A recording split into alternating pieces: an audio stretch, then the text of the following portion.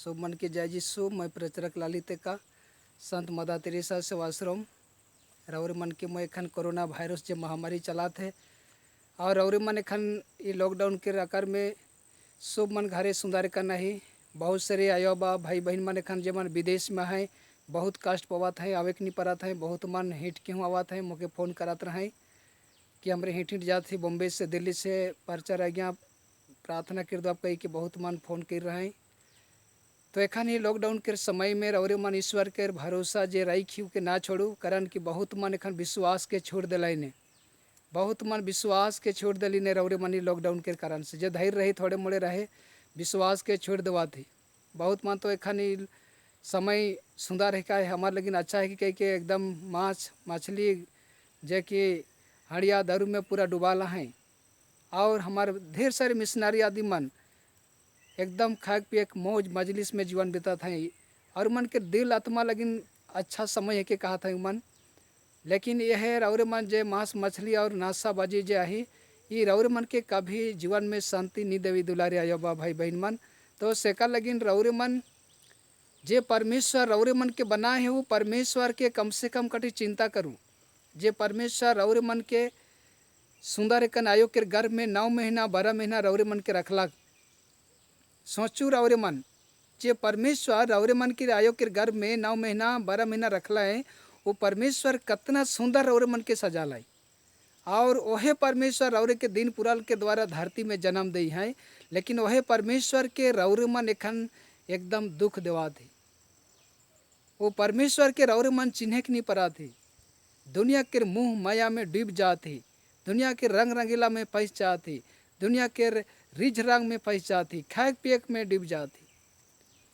आज हमरे मन के चेत में आवे कहे जागे कहे आज हमरे मन के वो जिनिस शांति नेवी देवी दुलारी आया बा भाई बहन मन आज परमेश्वर के राइज के बारे हमरे के चिंता करे कहे ईर खाक पियक और मौज मौजली सब दिन नहीं रही सेकल लेकिन रौरे मन के एक बारगी छोड़ दो मोर कहना और ईश्वर के राइज के खोजू जेके माती के सुसमाचार अध्याय 6 के 33 में रह रौरे सुन रहा और पढ़ा भी मैं बताए देवा था माती के 6 के 33 के तुम सबसे पहले ईश्वर की राज की खोज करो उनका धर्मी भाव को ढूंढो और सब चीज तुम्हें यहीं मिल जाओगी। Hallelujah hallelujah. यीशु ख्रिस्त कहा था तोहरे मन सबसे पहले ईश्वर के राज के खोजा उकर धर्मी भाव के ढूंढा और तोहरे के सब चीज मैं देवो एहे में मिल जाई कहे। लेकिन आज हमरे मन तो ईश्वर के राज के खोजे के जगह में हड़िया दारू मांस मछली एकदम दुनिया के मुँह माया के खोजा थी और इगो सब दिन नहीं रही। हमरे मन ना सोचूँ जब मैं बहुत मार ज्ञानी आदमी को बुद्धिजीवी है क्यों कहा थी और रौरे मन ईश्वर के भुकुआ बनाए खोजा थी तोहर से हमार से सब मन से होशियार परमेश्वर के दुलारे आया बा भाई बहन मन ये ना सोचा जे मैं परमेश्वर नहीं देखा थे और मोके दंड नहीं देवी ये सोच फिक्र के ना ले जू कारण कि परमेश्वर रौरे मन के दिन और रात देखा थे और ये रौरे मन जे करा थी कर दंड जरूर है। तो सेका लगिन रौरे मन अपने आप के जे बुद्धिमान सोचिला चालाकी सोचिला ई के छोड़ू एक बार की मोर कहना रौरे मन बाइबल के देखा पहला कुरिन्थी के चिट्ठी रौरे मन बाइबल में देखा पहला कुरिन्थी के चिट्ठी में 6 अध्याय के 19 में लिखेला संत पौलुस हे भाई बहन मन तुहार शरीर पवित्र आत्मा के मंदिर है के जहाँ ईश्वर निवास कर है। Hallelujah hallelujah. हे भाइयों तुम्हारा शरीर पवित्र आत्मा का मंदिर है जहाँ ईश्वर निवास करता है। परमेश्वर रौरे मन के शरीर के ईश्वर कहता है मोर मंदिर तोहरे मन है का वो मंदिर में मैं निवास कर हूँ। लेकिन वो मंदिर के तो रौरे मन एकदम बाजार बनाई चुकी जैसे यीशु ख्रिस्त यरूशलेम में जाए के बाजार बनाए के देखले और उलट पलट करके फेंक दिलाई तो हे रकम रौरे मन भी मंदिर में यहाँ नाशा के बाजार चुगली चपाट अहंकार खाक पिए खड़िया दारू तमाकू गुटखा दुनिया के बाजार भी बैठा ही रौरे मन जीवन में। तो ये जीवन कतना टिस्की कतना दिन रौरे मन जीवन के रखा सेका लेकिन रौरे मन जे जीवन के सर्वनाश करा थी इके छोड़ दो मोर कहना इके छोड़ दो और ईश्वर के खोजू मोर कहना। ईश्वर जे हमार जियात परमेश्वर है कहे यहोवा का परमेश्वर सेनाओं का परमेश्वर जे कहे जे स्वर अगर दुनिया के बना लाई वो परमेश्वर लेकिन कोनो असंभव न खे। जैसे लुकास के सुसमाचार 1 के 37 में लिखेला क्योंकि परमेश्वर के लिए कुछ भी असंभव नहीं है। Hallelujah, hallelujah. परमेश्वर लगिन कोनो असंभव नखे मोर दुलारे आयो बा भाई बहन मान। परमेश्वर के खोजा और जे कोनो मांगवा उ देवी, सब कुछ परमेश्वर ठिन भरल है।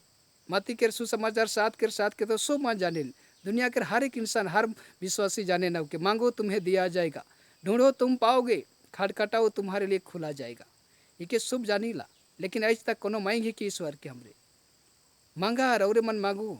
ईश्वर देवे के लगिन हाथ के फैला है, वो तो हमार लगिन क्रूस में फैला चुक है देवे के लगिन, लेकिन रौरे मन तो एखन तक नहीं मांगी। और रौरे मन दुनिया के मुँह माया रंग रंगीला में एकदम डुबाल है। दुनिया में तो जेके रौरे मन नासा मन के मांगा थी, नासा ही रौरे मन के शांति देवा थी।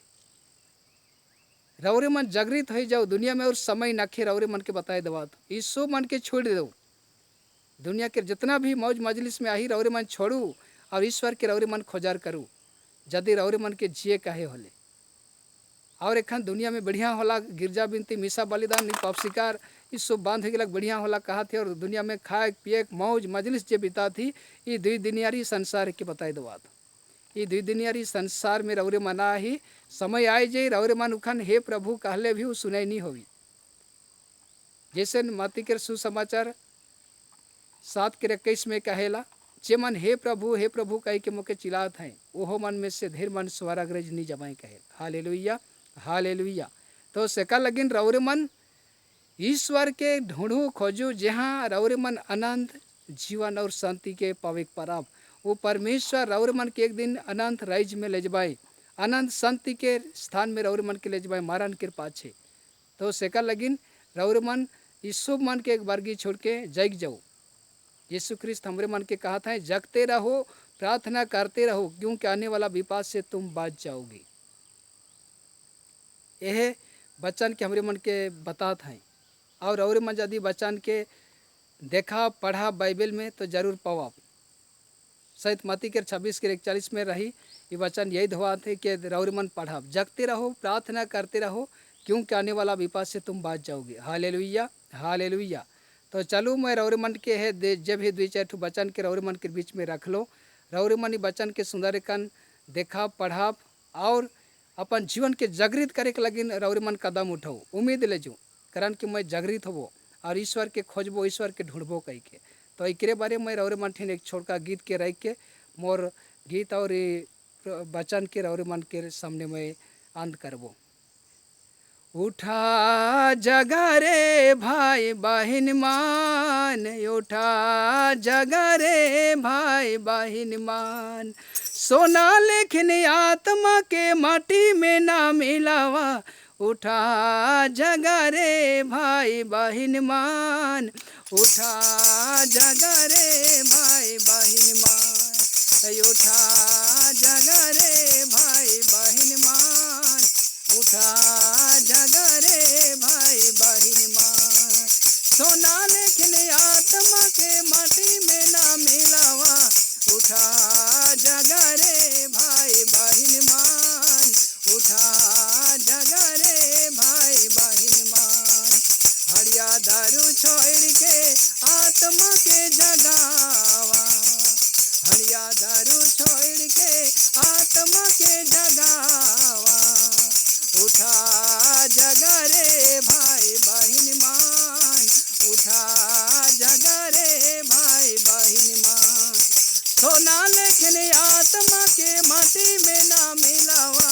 उठा जगा रे भाई बहन मान, उठा जगा रे भाई बहन मान, चुगली चापट छोड़ के आत्मा के जगावा, हिचगा डहरा छोड़ के आत्मा के जगावा।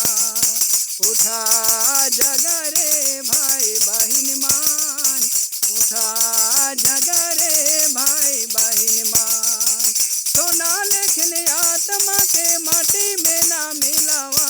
उठा जगा रे भाई बहन मान, उठा जगा रे भाई बहन मान, जादू टोना छोड़ के आत्मा के जगावा, चोरी धांधा छोड़ के आत्मा के जगावा। जा फिकर छोड़ के आत्मा के जगावा, उठा जगा रे भाई बहन मान, उठा जगा रे भाई बहन मान। सोना लेकिन आत्मा के माटी में ना मिलावा, उठा जगा रे भाई बहन मान, उठा जगा रे भाई बहन मान, उठा जगा रे भाई बहन मान, उठा जगा रे भाई बहन मान। तो इतने रहे मोर वचन और गीत। रौरे मन दुनिया के मुँह माया से खन निकल जाओ, एकदम एक बारगी छोड़ दो मोर कहना। और रौरे मन ईश्वर बाटे घिर जाओ। परमेश्वर इतना दयालु है, कहीं रौरे मन के जितना भी पाप कही रही, गंभीर से गंभीर भी पाप कही रही, रौरे मन के ईश्वर क्षमा दबाएँ और रौरे मन के अपन बेटा बेटी के रूप में जरूर ग्रहण करवाएँ, जैसे समरियन जनाना के ग्रहण कर लाई। उड़ा पुत्र के बारे रौरे मन बहुत बड़ा कहानियाँ है, उके भी ईश्वर ग्रहण कर लाई। तो रौरे मन जाना थी मैं बहुत बड़ा पापी को दोषी को मुझे क्षमा नहीं दे के हिला सोचीला, लेकिन ये सोच के रौरे मन से एकदम निकलाई दो मोर कहना, पूरा पूरी निकलाई दो। परमेश्वर दयालु है, कह रौरे मन जितनो भी पाप कही रही, जितनो भी पाप में डूब जाए, ईश्वर रौरे मन के वो पाप में जीवन से बचा पाई और रौरे मन के अपन पास से बोला भाई। तो इतने कही के मैं जे बचान रहे गीत रहे सके रौरे मन ठीन रख लो। और रौरे मन यदि बेस लगी तो लाइक मारा पर आदि मन ठीन भेजा पिके। तो इतने कही के रौरे मन के मैं धन्यवाद दूँ और जय यीशु। यदि मोर गावे चाहे कहे में गलती हुई है तो माफ़ करब। धन्यवाद। जय यीशु। Thank you.